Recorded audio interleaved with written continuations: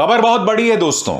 आपकी स्क्रीन पर अखिलेश यादव और अखिलेश यादव के साथ एक बड़ा विश्वासघात हुआ है। मगर ऐसा नहीं कि अखिलेश यादव को इस बात का अंदाजा नहीं था। खबर यह है कि उनके चचा शिवपाल यादव मुख्यमंत्री आदित्यनाथ से मिल चुके हैं और अब इस बात को लेकर चर्चा की जा रही है राजनीतिक गलियारों में कि शिवपाल यादव जो हैं वो भारतीय जनता पार्टी की मदद से राज्यसभा जाने वाले हैं। दोस्तों, वो जो है छलांग तो नहीं लगा सकते हैं बीजेपी के अंदर। क्यों, मैं आपको बताता हूं। क्योंकि एंटी डिफेक्शन लॉ है। इसके अलावा अगर वो इस्तीफा देके फिर से चुनाव लड़ते हैं तो आप जानते हैं वो इलाका जो है वो समाजवादी पार्टी का गढ़ है, तो शिवपाल यादव वहां से नहीं जीत सकते। मगर अब वो राज्यसभा जा रहे हैं। उनका मकसद क्या है मैं आपको बतलाने वाला हूं। शिवपाल यादव की यह शिकायत है कि वो नेता विपक्ष बनना चाहते थे और अखिलेश यादव ने उन्हें नेता विपक्ष नहीं बनने दिया। अब मैं आपको बताता हूं मुद्दा क्या है। अखिलेश यादव के सामने दो विकल्प थे। पहला विकल्प कि वो आजमगढ़ के सांसद बने रहते और दूसरा विकल्प वो करहल विधानसभा से विधायक बने रहते और फिर विधानसभा में आकर मुख्यमंत्री आदित्यनाथ को चुनौती देते। और वो कर रहे हैं विधानसभा में खड़े होकर। आपके सामने इन तस्वीरों में देखिए किस तरह से वो मुख्यमंत्री आदित्यनाथ की जो है छीछा लेदर कर रहे हैं, उनकी आलोचना करते हैं। तो उनके पास ये दो विकल्प थे। वो जानते थे कि 2 साल के अंदर लोकसभा चुनाव है और फिर 5 साल बाद उत्तर प्रदेश के फिर से विधानसभा चुनाव। विधायक रहकर वो उत्तर प्रदेश के मुद्दे भी उठा सकते थे और लोकसभा चुनाव की भी तैयारी कर सकते थे। मगर अगर आपने विधायकी से इस्तीफा दिया तो जनता को यह संदेश चला जाता कि अखिलेश यादव उत्तर प्रदेश के बारे में गंभीर नहीं है, वो सिर्फ सांसद बने रहना चाहते हैं। इसलिए उन्होंने विधानसभा का दामन थामा। अब जाहिर सी बात है, अगर वो विधानसभा में रहेंगे तो नेता विपक्ष भी रहेंगे और यही बात उनके चचा शिवपाल यादव को अखर गई। शिवपाल यादव चाहते थे नेता विपक्ष बनना, मगर हकीकत क्या है मैं आपको बताता हूं। पर्दे के पीछे की दास्तान क्या है मैं आपको बताता हूं। पर्दे के पीछे की दास्तान यह है कि अखिलेश यादव कभी भी अपने चचा शिवपाल यादव पर भरोसा नहीं कर पाए।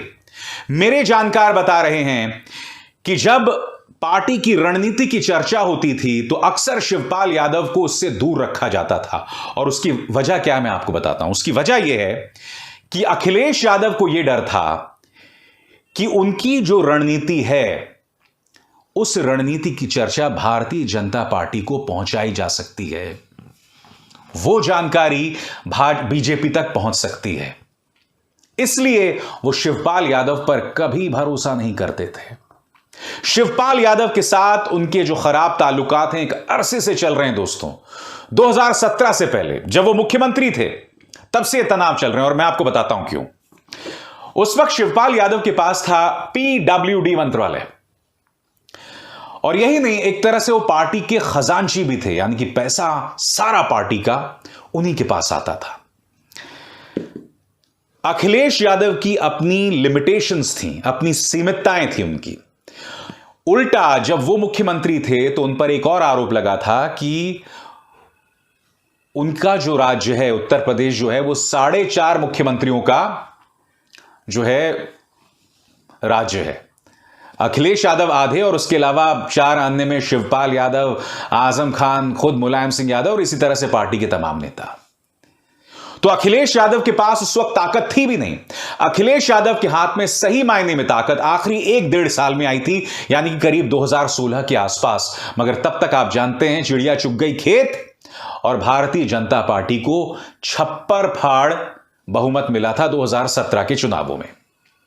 उसके बाद अगले 4 साल तक वो पूरी तरह से गायब रहे, उन्होंने कोई एक्शन नहीं लिया।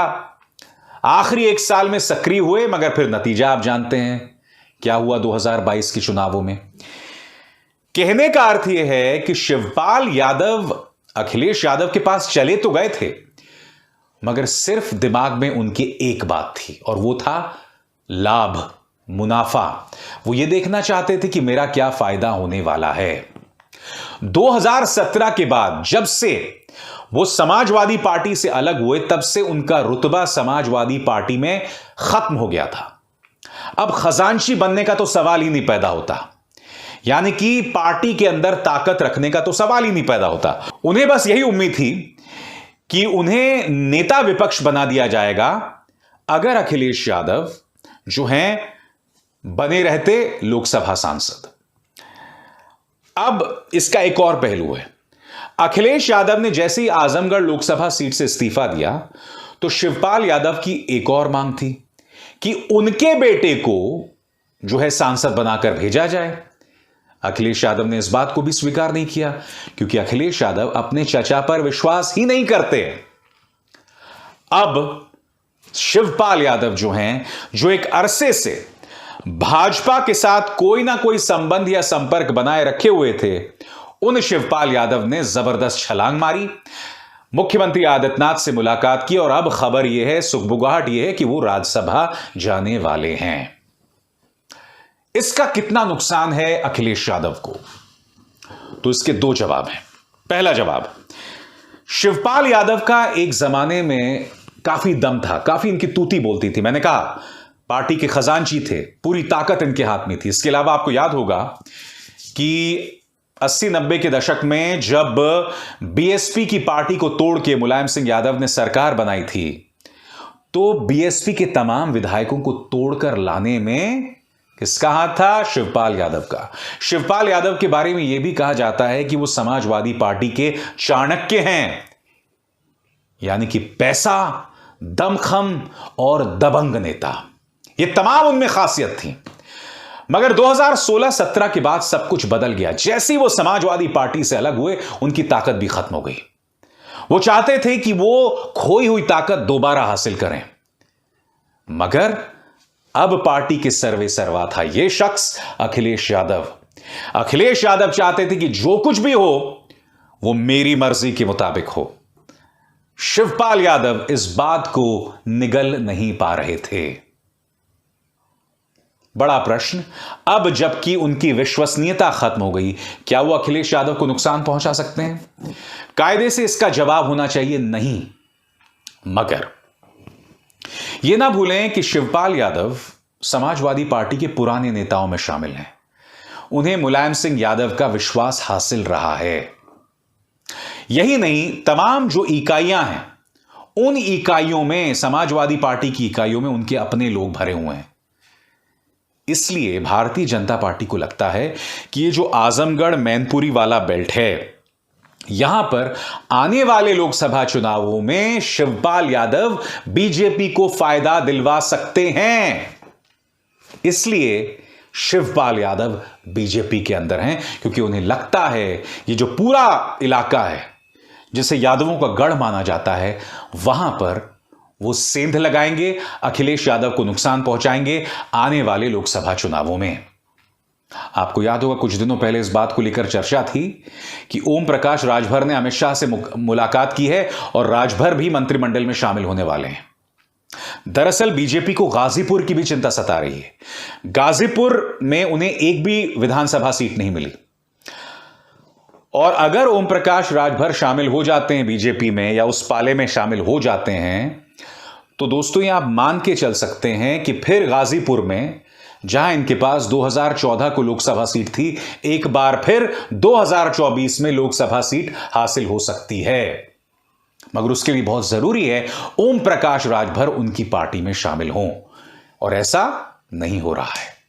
तो शिवपाल यादव वही काम आजमगढ़ और मैनपुरी में करने वाले हैं। यही उम्मीद उन्हें ओम प्रकाश राजभर से थी, मगर ओम प्रकाश राजभर ने फिलहाल बीजेपी में जाने से मना कर दिया है। मगर मैं किस शब्द का इस्तेमाल कर रहा हूं दोस्तों? फिलहाल। भविष्य का हम कुछ नहीं कह सकते। अब एसआर शर्मा को दीजिए इजाजत। नमस्कार।